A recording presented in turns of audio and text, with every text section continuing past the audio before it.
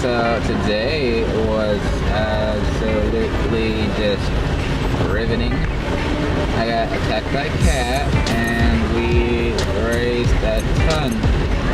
We got a ton of donations for the Humane Society, and I will show you guys a picture. And I guess I'll do that now.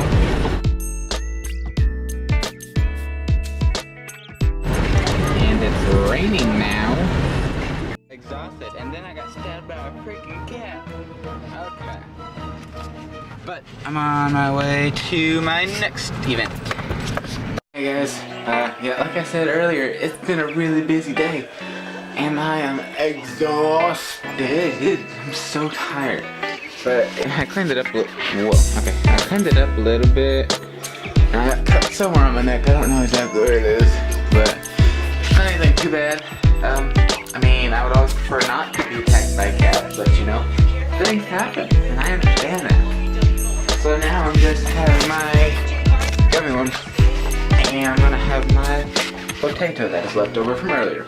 So I'm probably just gonna sleep the rest of the day, get up and edit this video, and then I'll put it up and start this day, the 4th of February.